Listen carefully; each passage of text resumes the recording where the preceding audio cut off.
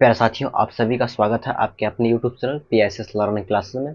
तो आज की क्लास में हम लोग देखने वाले हैं प्रश्न वाले 3.5 का क्वेश्चन नंबर 4 का 1 नंबर, क्योंकि 3 नंबर तक कंप्लीट पिछले क्लास में हो गया था। तो इस वीडियो को शेयर जरूर कीजिएगा।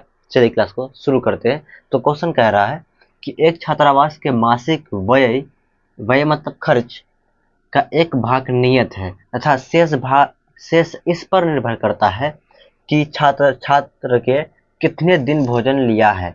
जब एक विद्यार्थी ए, यानी कोई विद्यार्थी जिसका नाम ए है, ए को जो 20 दिन भोजन करता है तो 1000 छात्रावास के व्यय के लिए अदा करने पड़ते हैं। जबकि एक विद्यार्थी बी को जो 26 दिन भोजन करता है तो छात्रावास के व्यय के लिए 1180 रुपया अदा करने पड़ते हैं। तो नियत व्यय और प्रतिदिन भोजन का व्यय का मूल्य ज्ञात कीजिए। देखिए क्वेश्चन ये कह रहा है कि दो लड़का है, ठीक है। एक विद्यार्थी ए है जिसका नाम ए समझ लिए, दूसरा का बी नाम है, ठीक है। तो हुआ यहाँ पे ये है कि छात्रावास जहाँ पे मतलब रहते हैं वहाँ पे दो तरह का क्या है, भाड़ा यानी पैसा लिया जाता है। पहला ये कि जो रहने का जो रेंट है वो नियत फिक्स है, यहाँ पे दिया गया नियत व्यय। छात्रावास के मासिक नियत का एक भाग नियत है, यानी एक भाग फिक्स है कि आपको इतना देना पड़ेगा, ठीक, रहने का सिर्फ। उसके बाद जो प्रतिदिन भोजन कीजिएगा तो उसका अलग रुपया आपको देना पड़ेगा, ठीक है। तो इसलिए यहाँ पे कह रहा है कि नियत व्यय यानी जो रहने का जो रेंट है वो, और प्रतिदिन भोजन का यानी जो आप भोजन कीजिएगा उसका फिर अलग, दोनों मूल्य आपको ज्ञात करना है। समझ के बाद क्वेश्चन, चलिए शुरू करते हैं। वीडियो आ रही क्लियर ना? देखिए सबसे पहले यहाँ पे लिखेंगे हल। यहाँ पे मानना, पहले क्या करना, मानना लिखेंगे। माना माना छात्रावास छात्रावास का नियत व्यय बराबर x रुपया, यानी कि छात्रावास में जो रहता है ना, वहाँ का जो खर्च है, नियत जो खर्च है सिर्फ रहने का, वो कितना है, x रुपया मान लिए है। उसके बाद जो प्रतिदिन भोजन किया उसका y मान लेते हैं। तो देखिए यहाँ पे लिखेंगे प्रतिदिन भोजन का मूल्य बराबर रुपया। इतना कर ले, समझ कहाँ तक? ठीक। आगे लिखेंगे प्रश्न से, या प्रश्न के अनुसार भी ले सकते हैं, प्रश्न से। अब प्रश्न जो कहा है उसके हिसाब से अब हम लोग काम करने वाले हैं, ठीक।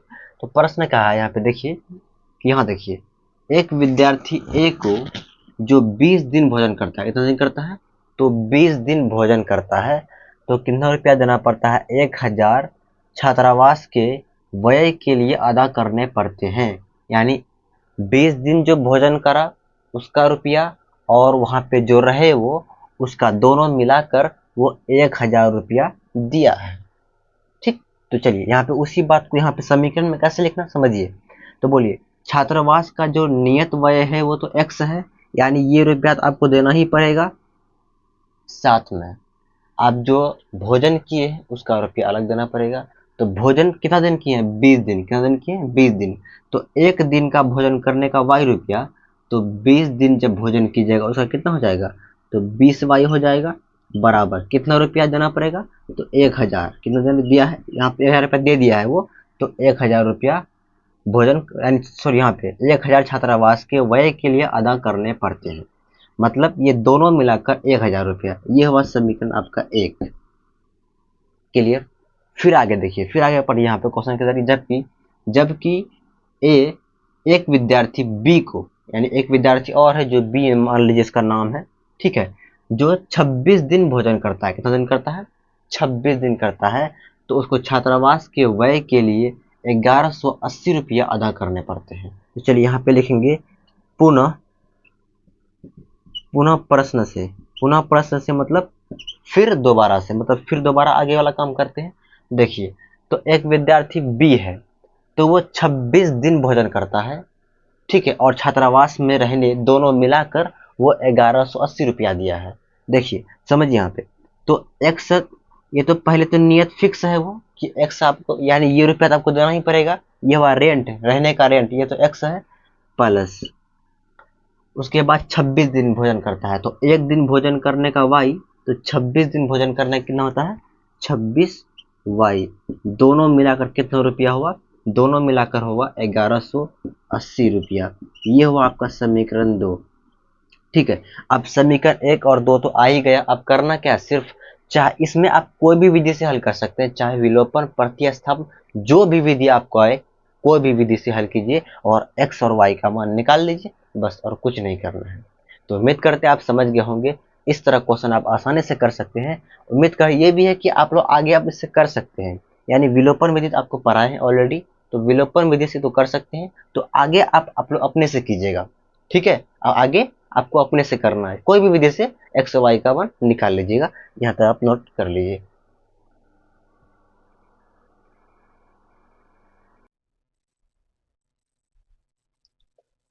देखिए 4 का 2 नंबर कह रहा है एक भिन्न 1/3 हो जाती है जब उसके अंश में एक घटाया जाता है। फिर कह रहा है वह 1/4 हो जाती है जब हर में 8 जोड़ दिया जाता है, तो वह भिन्न ज्ञात कीजिए। देखिए इस तरह क्वेश्चन हम लोग पहले कई तरह, यानी मतलब कई बार बना चुके हैं, ये कोई नया क्वेश्चन नहीं है, पहले ही बना है। ठीक है, चलिए अब क्या करते हैं, आपको समीकरण जो है, तो समीकरण को लेके हम आपको समझाते हैं कि समीकरण कैसे आएगा, उसके बाद आगे तो आप लोग आराम से कर लीजिएगा। चलिए शुरू करते हैं। सबसे पहली बात, आपको निकालना क्या है, वह भिन्न ज्ञात करना। भिन्न कैसा होता है, तो अंश और हर के रूप में होता है ना, अंश और होना चाहिए। तो अंश और हर आपको पता ही नहीं है, जो चीज पता नहीं है पहले उसको मानना है, तो मानेंगे पहले। माना अंश बराबर एक्स और हर बराबर वाई, मान ली। अब यहाँ पे लिखेंगे प्रश्न से, प्रश्न से। अब जो क्वेश्चन, यानी कि जो क्वेश्चन का है उसके हिसाब से अब हम लोग काम करने वाले हैं। एक चीज, सॉरी, एक चीज और लिखना है आपको। निकालना क्या, भिन्न निकालना, यहाँ भी लिख दीजिए भिन्न। भिन्न बराबर, बताइए भिन्न क्या हो जाएगा, तो भिन्न एक्स बाई क्या हो जाएगा, वाई हो जाएगा, एक्स बाई वाई, यही भिन्न होगा। चलिए अब यहाँ पे लिखेंगे प्रश्न से, प्रश्न से। चलिए अब देख क्या कहता है क्वेश्चन, कह रहा है एक भिन्न 1/3 हो जाती है जब उसके अंश में एक घटाया जाता है। 1/3 भिन्न कब होता है, जब उसके अंश में एक घटाते हैं, अंश में एक घटाते हैं, तो अंश कितना एक्स है, एक्स में क्या करेंगे, एक घटाएंगे। हर के बारे में कुछ कहा है, नहीं कहा है, यानी हर जो वाई है ये वाई ही रहेगा, बराबर किसके होगा ये, तो 1/3 का, तो लिखेंगे 1/3। क्या आपको यहाँ तक समझ में आई बात, ठीक। अगर यहाँ तक आगे चलिए, आप थोड़ा आगे कर हल करते हैं। हल कैसे करेंगे, ये पूरे गुना होगा 3 से, ये वाई होगा 1 से, 3 को एक्स से गुना करेंगे तो 3x हो जाएगा, 3 को 1 से करेंगे तो -3 होगा, बराबर y को 1 से कीजिएगा तो y होगा। ठीक, इसको ऐसे लिखिए, 3x से लिखिए, इस y को उधर लाएंगे तो -y होगा, बराबर इस -3 को बराबर के उधर भेजेंगे तो क्या आएगा, +3। ये हुआ आप समीकरण 1। क्या यहाँ तक आपको समझ में आया, यहाँ आपको दिखाई नहीं पड़ रहा है, अगर दिखाई आपको यहाँ पर नहीं पड़ रहा है तो इसको थोड़ा हम ऊपर लिखते हैं, कहाँ लिखते हैं थोड़ा सा, चलिए इसी चीज को यहाँ पे लिखते हैं। इस 3x को लिखेंगे माइनस, इस y को बराबर के हम इधर लाएंगे तो -y होगा, बराबर इस -3 को बराबर के उधर भेजेंगे तो प्लस क्या होगा, 3 होगा। ये हो गया समीकरण 1। यहाँ तक हम लोग हल कर चुके हैं क्वेश्चन को। अब आगे फिर क्या कहता है, फिर यहाँ लिखेंगे पुनः प्रश्न से, पुनः प्रश्न से मतलब फिर दोबारा से, फिर दोबारा से क्या कहता है, फिर समझिए। कह रहा है वह 1/4 हो जाती है जब हर में 8 जोड़ दिया जाता है, यानी जब हर में हम 8 जोड़ेंगे तब वो किसके बराबर होगा, तो वो 1/4 के बराबर होगा। तो यहाँ पे हर के बारे में बोला है, अंश के बारे में कुछ बोला है, नहीं बोला है, मतलब अंश एक्स है तो वो एक्स ही रहेगा, लेकिन हर में क्या करेंगे, 8 को जोड़ देंगे। तो हर वाई है, वाई में क्या करेंगे, 8 जोड़ेंगे, बराबर ये किसके हो जाएगा, तो वो 1/4 के हो जाएगा। तो यहाँ पे लिखेंगे 1/4। क्या यहाँ तक आपको समझ में आ गई बात, ठीक। अब ऐसे गुना करेंगे इसको, 4 को x से गुना कीजिएगा तो 4x बराबर इस y + 8 को 1 से गुना करेंगे तो y + 8 ही होगा। क्लियर। आप यहाँ देखिए 4x से रहेगा, इस y को बराबर के इधर लाएंगे, माइनस वाई बराबर यहाँ पे क्या होगा 8। ये हो गया आपका समीकरण 2। क्या हो गया समीकरण 2। तो एक समीकरण आपका यहाँ हुआ, एक यहाँ हुआ। दोनों को चाहे किसी भी विधि से आप हल कर सकते हैं इस क्वेश्चन को, क्योंकि यहाँ पे ये नहीं कहा कि विलोपन विधि से ही हल कीजिए, कुछ नहीं कहा है। तो आप कोई भी विधि से इसको हल करके x और y का मान निकाल लीजिएगा। जब x और y का मान निकल जाएगा तो उस x और y के मान को कहाँ पे रखेंगे, यहाँ पे रखिएगा। यहाँ पे x का मान रखेंगे, यहाँ पे y का मान रख देंगे, तो ये भिन्न आ जाएगा। तो उम्मीद करते हैं आगे आप लोग हल कर सकते हैं। तो आगे आप लोग अपने से कीजिएगा, ठीक है। चलिए यहाँ पे उतार लीजिए, यहाँ तक नोट कर लीजिए, यहाँ तक कॉपी में।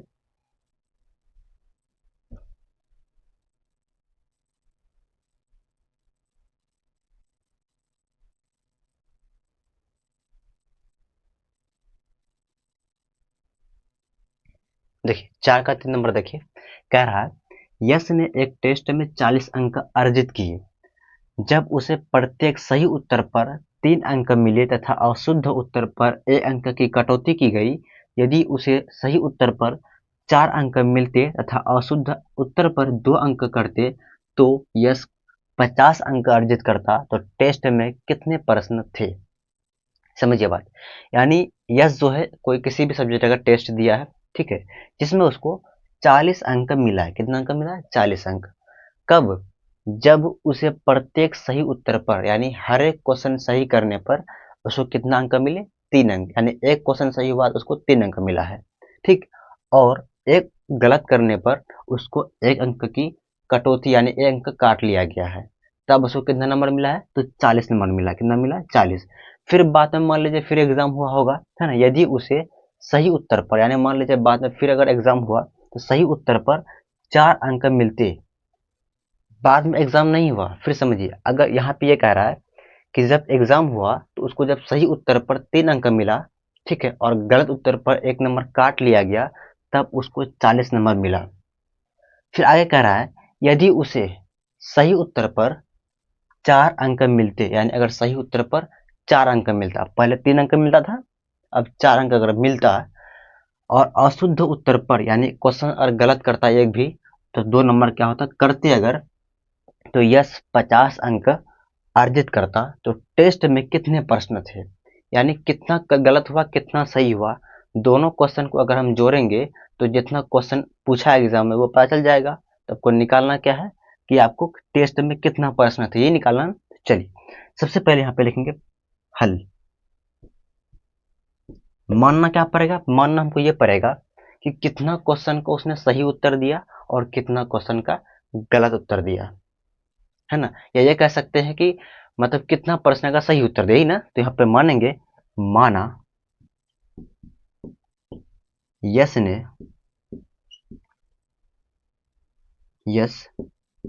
ने एक्स प्रश्नों का सही उत्तर दिया, ठीक, तथा वाई प्रश्नों का गलत उत्तर दिया। समझ गए बात? यानी x प्रश्नों का उसने सही उत्तर दिया और y प्रश्नों का सही उत्तर दिया, ये मान लिए। आगे वाला काम करते हैं, लिखेंगे प्रश्न से। प्रश्न से क्या वीडियो आ रही अच्छे से? कोई दिक्कत नहीं है ना? चलिए अब यहाँ पे देखिए, तो फिर क्वेश्चन पढ़िए यहाँ पे। यश ने एक टेस्ट में 40 अंक अर्जित किए जब उसे प्रत्येक सही उत्तर पर 3 अंक मिला। सही उत्तर पर करने पर 3 अंक। तो बताइए सही उत्तर का कितना प्रश्न है? x प्रश्न है, तो यहाँ पे कितना हो जाएगा? तो एक प्रश्न में सही उत्तर पर 3 नंबर मिला, तो क्या 3 को x से गुना कर देंगे, तो क्या हो जाएगा 3x। गुना क्यों किए? क्योंकि जो प्रश्न की संख्या है सही उत्तर वाला वो x है, और उसको एक सही उत्तर करने पर 3 नंबर मिला है, इसलिए क्या किए 3 को x से गुना कर दिए। क्लियर? अब यहाँ पे देंगे माइनस। माइनस क्यों दी है आपको अभी मालूम पड़ जाएगा, ठीक। आगे फिर देखिए, तथा अशुद्ध उत्तर पर 1 अंक की कटौती हुई है। तो बताइए अशुद्ध उत्तर यानी गलत जो हुआ है उसको 1 नंबर कट काट दिया गया है, ठीक है। तो बताइए गलत प्रश्न है कितना? तो y प्रश्न है, तो y को किससे गुणा करेंगे 1 से, तो कितना हो जाएगा 1y हो जाएगा। 1 लिखिए ना लिखिए कोई फर्क पड़ेगा नहीं, क्योंकि y के कोई भी चर पद के आगे में 1 तो रहता ही रहता है, तो 1 नहीं भी लिखेंगे हमें चलेगा। अब हम माइनस क्यों किए ये समझिए। माइनस यहाँ पे इसीलिए हुआ क्योंकि यहाँ पे कटा है, मतलब कि क्वेश्चन यहाँ पे एक नंबर क्या हुआ कट गया, यानी गलत प्रश्न जो मतलब सही प्रश्न जितना था उसमें से क्या हुआ कि जितना गलत किया वो उतना नंबर माइनस हुआ है, तो इसलिए यहाँ पे क्या करेंगे माइनस करेंगे, और ये बराबर किसका होगा तो 40 का। ये हुआ आपका समीकरण 1। क्लियर। फिर आगे देखिए, फिर लिखेंगे पुनः प्रश्न से, पुनः प्रश्न से आगे फिर देखिए क्या कहता है, कह रहा है यदि उसे सही उत्तर पर 4 अंक मिलते, तो बताइए सही उत्तर वाला प्रश्न कितना ठो है x है, तो 4 को x से गुना करेंगे 4x होगा। फिर यहाँ भी माइनस देंगे, ठीक। अशुद्ध उत्तर पर 2 अंक कटते, तो बताइए अशुद्ध उत्तर वाला कितना, अशुद्ध लिखिए या गलत, दोनों का मतलब यहाँ एक ही हुआ, अशुद्ध या गलत दोनों एक ही हुआ। तो प्रश्न कितना y है, तो 2 को y से गुना करेंगे 2y हो जाएगा, बराबर किसके होगा ये, तो कितना अंक प्राप्त किया 50, ये हो जाएगा 50। ये हुआ आपका समीकरण 2। अब सिंपल इन दोनों को चाहे विलोपन कोई भी विधि से x और y का मान निकाल लेंगे। उसके बाद एक्स वाई का मान जो निकलेगा तो उस x और y का मान को जोड़ना भी होगा, क्योंकि आपको प्रश्न की संख्या, चलिए इस क्वेश्चन को हम खुद बनाते हैं, आप लोग ध्यान से देखिएगा, ठीक है। चलिए विलोपन विधि से को बनाते हैं, ठीक है। चलिए सबसे पहले विलोपन विधि से बनाने के लिए आपको दोनों समीकरण को जिसको भी काटना चाहेंगे उसको बराबर करना पड़ेगा, या y वाला काटिए या x वाले काटना चाहेंगे, है ना। वीडियो पे लेके आ रही है बताइए पहले, ठीक। तो चलिए इसी क्वेश्चन को हम सॉल्व यहाँ पे कर रहे हैं, ठीक है। देखिए हम चाह रहे हैं यहाँ पे क्या करने के लिए कि इस y वाला को काटने, क्या करना चाहते हैं, इस y वाला आराम से कट जाए, ये चाहते हैं, ठीक है। तो यहाँ पे लिखेंगे समीकरण, तो बताइए जब y वाला काटना चाहेंगे तो क्या करना पड़ेगा, तो यहाँ गुना करना पड़ेगा, इस दो जो यहाँ पे इसका कोफिशिएंट 2 है तो 2 यहाँ गुना करना पड़ेगा, और इस y कोफिशिएंट जो 1 है वो गुना आपको इसमें करना होगा समीकरण 2 में। इसी बात को यहाँ पे लिखेंगे समीकरण 1 इंटू 2। अब ये बताइए यहाँ भी माइनस यहाँ भी माइनस है, दोनों जगह माइनस है तो कैसे कटेगा, ये तो जुड़ जाएगा, तो प्लस करना पड़ेगा, तो यहाँ पे लिखेंगे समीकरण 1 इंटू 2 प्लस समीकरण 2 इंटू 1 करने पर 1 करने पर, तो चलिए गुना कीजिए, 3x को 2 से गुना कीजिएगा तो 6x होगा, फिर माइनस 2 को y से गुना करेंगे 2y हो जाएगा, बराबर 40 को 2 से कीजिएगा तो 80 हो जाएगा। अब यहाँ भी गुना कीजिए, 4x को 1 से करेंगे तो 4x रहेगा, y माइनस है माइनस, 2y को 1 से गुना करेंगे 2y रहेगा, बराबर 50 को 1 से गुना कीजिएगा तो 50 ही रहेगा ये। अब यहाँ पे क्या हुआ, चिन्ह बदलेगा क्योंकि यहाँ पे सेम सेम है, तो बताइए ये प्लस क्या कर देंगे माइनस में आ जाएगा, ये माइनस प्लस बन जाएगा, ये प्लस माइनस, ये इतना कट जाएगा। अब बताइए 6x में 4x से घटाएंगे कितना आ जाएगा 2x, बराबर 80 में 50 घटाएंगे कितना बचेगा 30, तो x बराबर कितना आ जाएगा 15 आ जाएगा। 15 क्यों आएगा, अरे भाई ये 2 गुना में इधर भेजेगा भाग में आएगा, तो 30/2 काटेंगे तो 15 ही आएगा ना, तो x का मान 15 आ गया। अब सिंपल इस x का मान चाहे समीकरण 1 या 2 में रखेंगे। चलिए थोड़ा सा यहाँ पे मिटाने का प्रयास करेंगे, क्या यहाँ तक क्लियर आ रहा दिखाई पड़ रहा है आप सभी को। चलिए थोड़ा इसको मिटाएंगे, थोड़ा इसको मिटाते हैं, ठीक है। ये समीकरण 1 जो है इसी में रखते हैं, तो यहाँ पे लिखेंगे x का मान समीकरण 1 में रखने पर, तो समीकरण 1 यही है तो 3 है, 3 लिखेंगे, x के स्थान पे क्या लिखेंगे तो 15 को, तो गुना होगा 15 माइनस वाई बराबर 40। देखिए 15 तिया कितना हो जाएगा 45 माइनस वाई बराबर 40, तो y ये माइनस यहाँ पे क्या है माइनस, याद रखिए यहाँ पे क्या है माइनस है, तो ये माइनस वाई बराबर क्या हो जाएगा 40 जगह पे है, इस 45 को बराबर के इधर भेजेंगे तो माइनस क्या आएगा 45 आएगा, क्योंकि यहाँ इधर प्लस है इधर क्या आएगा माइनस आएगा। क्या यहाँ तक आप समझ में आ गया आपको, दिखाई नहीं पड़ रहा है। चलिए अगर यहाँ आपको दिखाई नहीं पड़ रहा है तो इसको हम यहाँ पे कर रहे हैं, कहाँ पे कर रहे हैं देखिए यहाँ पे, यहाँ पे कर रहे हैं, ठीक है। अब बताइए यहाँ पे इसको, चलिए ठीक है, यहाँ पे ये माइनस वाई है तो माइनस वाई है बराबर, ये 40 है, इस 45 को बराबर इधर भेजेंगे तो क्या आएगा, -45 आएगा। यहाँ पे -45 है तो माइनस वाई बराबर 45 में 40 घटाइएगा तो -5, ये माइनस माइनस कैंसिल, वाई बराबर कितना जाएगा 5। तो एक्स का मान आया 15 और वाई का मान आया 5। अब ये बताइए आप कि टेस्ट में कितने प्रश्न थे, तो बताइए एक्स क्या है, एक्स है सही प्रश्न का कितना उत्तर दिया वो है, यानी कि 15 प्रश्न का उन्होंने क्या किया, सही उत्तर दिया है और 5 प्रश्न का गलत उत्तर दिया है। तो दोनों को जोड़िएगा तो 15 और 5 20, तो मतलब टेस्ट में कितना प्रश्न हुआ, 20 प्रश्न। तो अतः नीचे लिख दीजिएगा, अतः टेस्ट में कुल 20 प्रश्न थे। कितना प्रश्न थे, 20। बस इतना ही, आगे कुछ नहीं करना। उम्मीद करते हैं आप समझ गए होंगे, इसको आप नोट कर लीजिए यहाँ तक।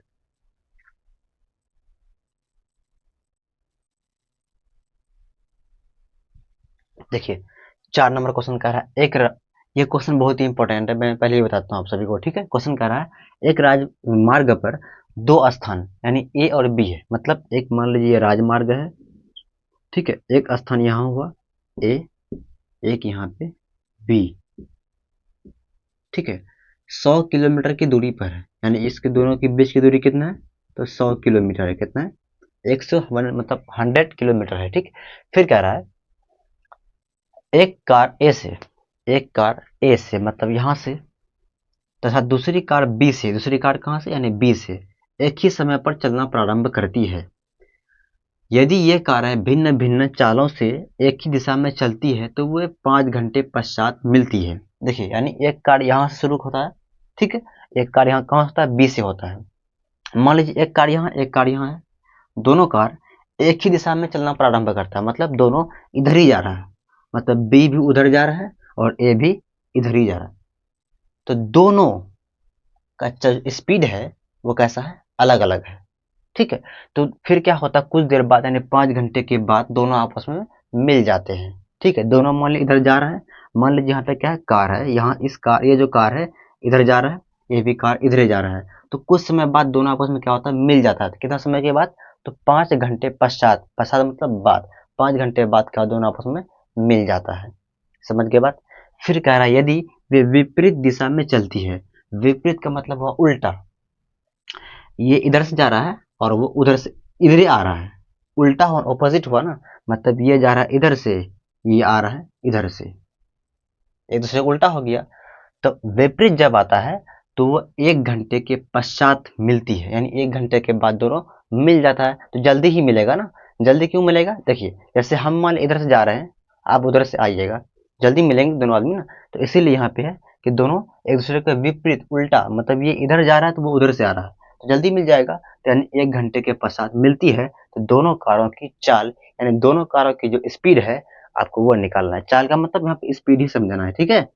तो चलिए सबसे पहले हम लोग चाल ए और चाल बी की, ठीक है, जो स्पीड है उसको मान लेते हैं कुछ, ठीक है। सबसे पहले यहाँ पे लिखेंगे हल, माना ए, माना ए कार की चाल बराबर x किलोमीटर पर घंटा मान लेते हैं, मतलब 1 घंटा में वो x किलोमीटर दूरी तय कर लेगा, ठीक है। उसी तरह से बी कार का भी मान लेते हैं, है ना, बी कार की चाल बराबर y किलोमीटर पर आवर, यानी जो बी कार है वो y किलोमीटर तय करेगा वो 1 घंटे में। समझ गए बात यहाँ तक। अब जो क्वेश्चन कह रहा है उसके हिसाब से अब हम लोग काम करने वाले हैं। तो यहाँ पे लिखिए प्रश्न से, क्या लिखेंगे, प्रश्न से। अब ये बताइए, सबसे पहले यहाँ पे देखिए क्वेश्चन यहाँ पर ही, एक राजमार्ग पर एक स्थान पर ए और बी 100 किलोमीटर की दूरी पर है। एक चीज और रह गया, यहाँ पे आप लोग दूरी भी लिख दीजिए, दूरी कितना है, तो 100 किलोमीटर है, ठीक। तो एक कार ए से तथा दूसरी कार बी से एक ही समय पर चलना प्रारंभ करता है। दोनों जो चलता है वो एक ही समय पर दोनों चलना शुरू कर देता है। यदि ये कार भिन्न भिन्न चालों से एक ही दिशा में चलती है तो वो 5 घंटा पश्चात मिलती है। दोनों एक ही दिशा में चल रहा है। तो बताइए कि यहाँ पे दोनों कारों की सापेक्षिक सापेक्षिक जो चाल होगा वो क्या होगा, तो दोनों कारों की सापेक्षिक चाल क्या होगा, तो एक कार की x माने हैं x और दूसरी कार की y, तो माइनस क्या करेंगे y, क्या हो जाएगा, तो x माइनस वाई क्या होगा, x माइनस वाई। अब बताइए x माइनस वाई घटेगा क्यों, यहाँ पे इसलिए घटेगा क्योंकि दोनों कार जो है एक ही समय पर चलना प्रारंभ करता है। इसका मतलब ये होगा फिर कुछ दूर जाने के बाद दोनों मिल भी जाता है। इसका मतलब जो बी कार होगा उसका स्पीड क्या होगा, कम होगा, और ए कार की स्पीड क्या होगा, अधिक होगा। दोनों जाके मिल गया। अगर दोनों बराबर बराबर में चलेंगे कभी मिल पाएगा, नहीं मिल पाएगा। या अगर ये स्पीड में रहेगा ये कम रहेगा, कभी मिल पाएगा, नहीं मिल पाएगा। तो इसीलिए क्या की है, जिसकी स्पीड अधिक है उसकी स्पीड में से जिसकी स्पीड कम है दोनों क्या कर दिए, आपस में माइनस कर दिए। तो जो माइनस कर दिए तो दोनों कारों की क्या हो गया, सापेक्षिक चाल हो गया। ठीक, इसी तरह से फिर आगे देखिए, यहां तक क्या समझ में आपको आ गई। फिर यहां देखिए, यदि ये कार है भिन्न भिन्न, अब यहाँ पे देखिए, तो इसका यहाँ पे मान लिए, अब बताइए इसमें समय कितना लगा, समय, तो समय जो बच यहाँ होगा, तो समय कितना लगा 5 घंटे, तो लिखेंगे यहाँ पे 5, समय 5। दूरी कितना, दूरी तो वही 100 किलोमीटर है। जब भी जहां पर भी कहीं पर भी समय दूरी नजर आए तो समझ लीजिएगा वहां पे कौन फार्मूला लगेगा। तो एक फार्मूला आप लोग पढ़े होंगे, तो फिजिक्स में पढ़े होंगे, समय बराबर दूरी बट्टे चाल होती है। तो वही फार्मूला का यहाँ पर हम लोग यूज करेंगे। क्या यहाँ तक आपको समझ में आया, पहले बताइए आप लोग। ठीक, तो फार्मूला का सब फार्मूला होती है समय बराबर दूरी बटा चाल। ये फार्मूला आप लोग पढ़े होंगे, समय बराबर दूरी बटे चाल। क्या पढ़े हैं, कमेंट में जरूर बताइएगा। ठीक है, चलिए अब इसी फार्मूला की मदद से इसका एक समीकरण बनाएंगे। तो बताइए समय कितना यहाँ पे,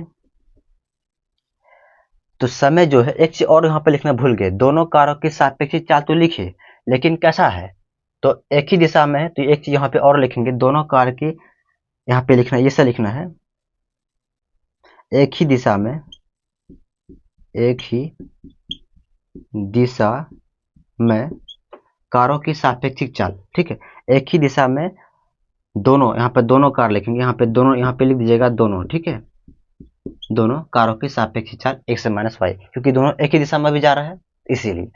अब बताइए यहाँ पे समय कितना, अब समय बराबर होता है दूरी बट्टे चाल, तो समय के स्थान पे क्या लिखेंगे 5, क्या लिखेंगे 5 बराबर दूरी कितना है भाई, दूरी जो है वो 100 किलोमीटर है, तो वो 100 ही रहेगा बाई चाल कितना है, तो चाल कितना निकाले हैं x माइनस वाई, तो यहाँ पे लिखेंगे x माइनस वाई। चलिए गुना कीजिए, 5 को x से, इसके नीचे मतलब कोई नहीं 1 है, तो ये ऐसे गुना होगा, ये ऐसे होगा। तो x 5 को x से गुना कीजिएगा तो 5x होगा, फिर 5 को y से करेंगे तो माइनस 5y होगा, बराबर x है तो x हो। यहाँ तो समझ गए। अब दोनों में देखिए 5 कॉमन नजर आ रहा है, तो 5 कॉमन लेंगे तो बचेगा x माइनस वाई बराबर 100। तो x माइनस वाई बराबर क्या होगा, 100 बट्टे 5, क्योंकि ये 5 गुना में इधर भाग में आ जाएगा। अब काटिएगा तो कितना आ जाएगा 20, यानी x माइनस वाई बराबर कितना आ गया 20। इसको मान लीजिए समीकरण 1, क्या मान लेंगे समीकरण 1। तो क्या यहाँ तक आपको समझ में आ गई।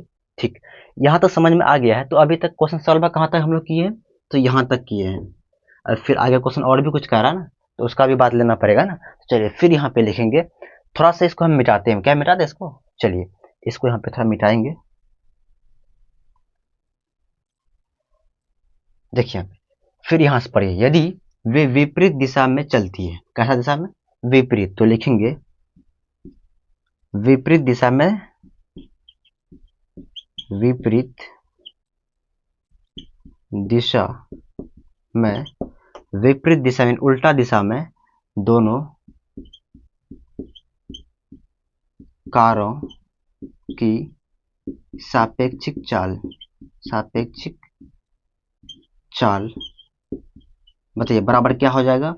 तो इस बार क्या है कि दोनों जो है विपरीत चल रहा है, ये इधर से जा रहा है वो उधर से आ रहा है, तो दोनों एक दूसरे को उल्टा आ रहा है, इसमें जुड़ेगा क्या होगा, तो x प्लस यहाँ पे y, क्यों y होगा, देखिए हम इधर से जा रहे हैं आप उधर से आ रहे हैं, दोनों की चाल क्या करेंगे जोड़ देंगे, तो यहाँ पे क्या आएगा x प्लस वाई।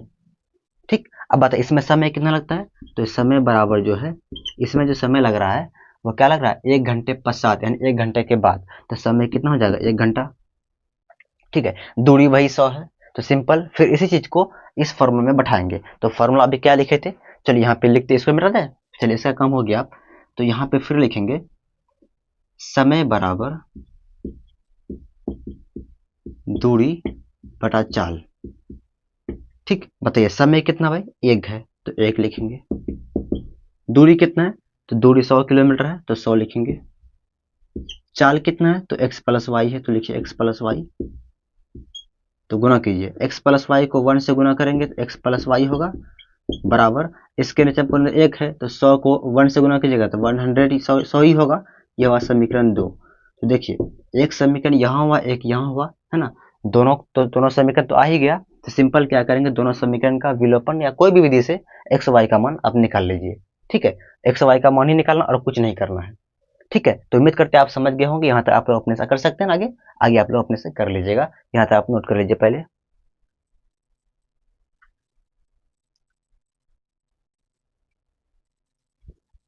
चलिए क्वेश्चन नंबर 5 देखिए, कह रहा है एक आयत का क्षेत्रफल जो है वो 9 वर्ग इकाई कम हो जाता है यदि उसकी लंबाई 5 इकाई कम कर दी जाती है। ठीक है, और चौड़ाई 3 इकाई बढ़ा दी जाती है। यदि हम लंबाई को 3 इकाई और चौड़ाई को 2 इकाई बढ़ा दें तो क्षेत्रफल 67 वर्ग इकाई बढ़ जाता है। तो आयत की विमाएं ज्ञात कीजिए। देखिए अभी ये क्वेश्चन आपको समझ में नहीं आया होगा, हमको भी पता है, तो टेंशन मत लीजिए, आपको समझाने की जिम्मेदारी मेरी है। देखिए सबसे पहले यहाँ पे देखिए कि यहाँ पे कह रहा है आयत की विमाएं ज्ञात की। क्या कह रहा है, आयत की विमाएं। तो विमा किसको कहते हैं, आयत तो पता होगा आपको, विमा बोलते हैं उसकी जो लंबाई व चौड़ाई, लंबाई चौड़ाई क्या है उसकी विमा होती है। ठीक है, तो यानी कि आपको वही लंबाई और चौड़ाई ही ज्ञात करना है। ठीक है, चलिए सबसे पहले जो चीज पता नहीं है पहले आपको मानना है। मानेंगे क्या, यहाँ पे देखिए लिखेंगे माना आयत की लंबाई बराबर x इकाई। इकाई कहा दिए क्योंकि देखिए यहाँ पे कहीं पर भी मीटर सेंटीमीटर के बारे में बात नहीं किया गया है, तो इसीलिए सिर्फ x नहीं ले सकते आप, उसमें इकाई तो लगाना पड़ेगा। अगर मीटर रहता है मीटर दे देते, सेंटीमीटर रहता सेंटीमीटर देते, तो कुछ नहीं तो इकाई देना है। ठीक, वैसे ही आयत की लंबाई इतना हुआ तो बताइए आयत की चौड़ाई क्या मान लेंगे, आयत की जो चौड़ाई है उसको मान लेते हैं चौड़ाई, इसको हम क्या मान लेते हैं, इसको मान लेते हैं y इकाई। ठीक, अब आप सभी बताइए लंबाई x और चौड़ाई y, तो क्षेत्रफल क्या होगा, तो आयत की क्षेत्रफल क्या होता है बताइए आप लोग। आयत की क्षेत्रफल जो होता है वो होता है लंबाई गुना चौड़ाई। क्या होता है, फॉर्मूला क्या होता है, फॉर्मूला होती है आयत की क्षेत्रफल बराबर लंबाई गुना चौड़ाई। बताइए आयत की क्षेत्रफल बराबर तब क्या हो जाएगा, तो लिखेंगे यहाँ पे आयत की क्षेत्रफल बराबर लंबाई है x तो लिखेंगे x, चौड़ाई y है तो लिखेंगे गुना y। मतलब बराबर कितना हो जाएगा, ये बराबर हो जाएगा एक्स वाई वर्ग इकाई। ठीक है, तो क्षेत्रफल कितना आ गया, तो एक्स वाई वर्ग इकाई। वर्ग क्यों लिखें, क्योंकि क्षेत्रफल हमेशा स्क्वायर में होती है इसलिए वर्ग लिखें, और इकाई आपको देना ही पड़ेगा यहाँ पे। ठीक है, तो ये हो गया आयत की क्षेत्रफल। क्या आ गया, आयत की क्षेत्रफल आपको पता हो गया। अब जो क्वेश्चन जो कह रहा है आप उसके हिसाब से काम करेंगे। सबसे पहले यहाँ पे लिखिए आप प्रश्न से, क्या लिखेंगे, प्रश्न से। ठीक है, क्या यहाँ तक क्लियर हुआ समझ में।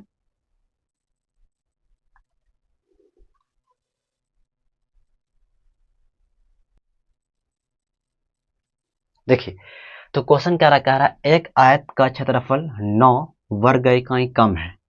यानी आयत का क्षेत्रफल क्या है, 9 वर्ग इकाई कम है। तो बताइए क्षेत्रफल कितना है, एक्स वाई कितना है, तो लिखेंगे एक्स वाई।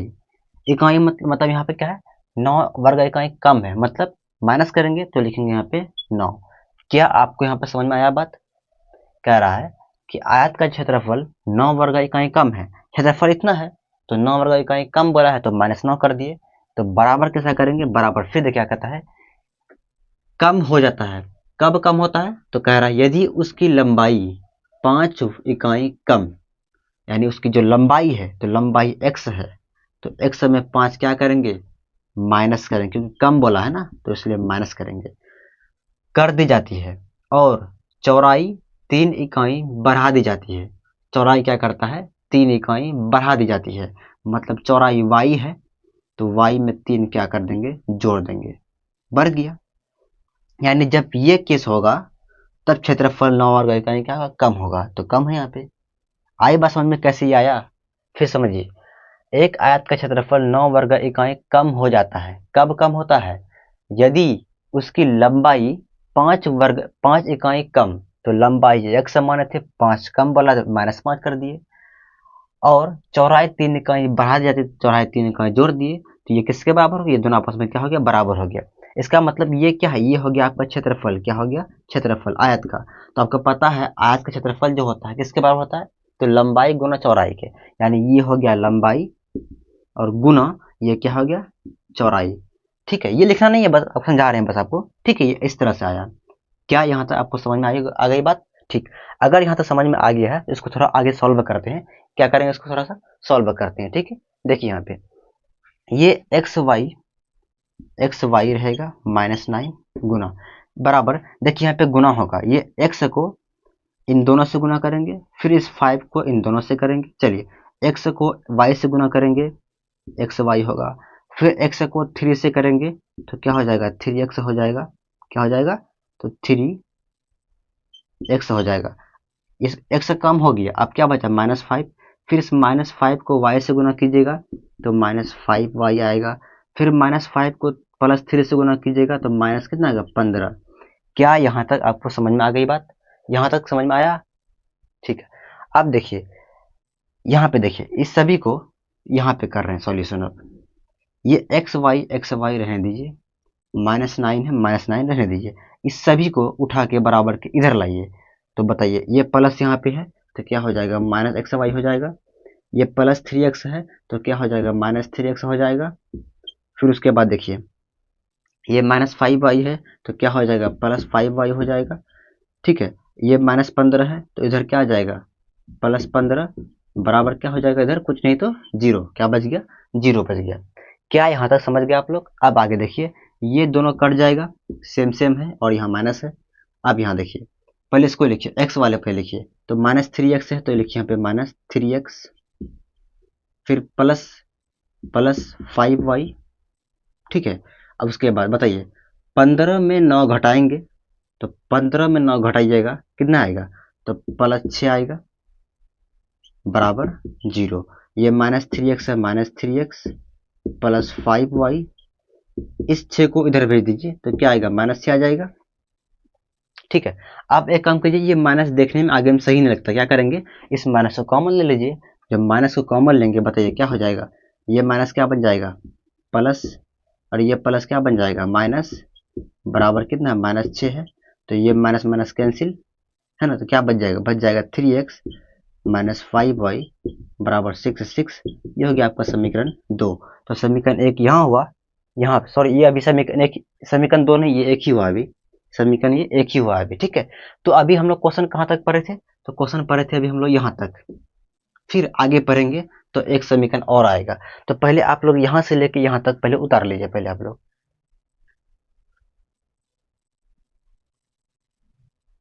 चलिए, इसको अब मिटाते हैं।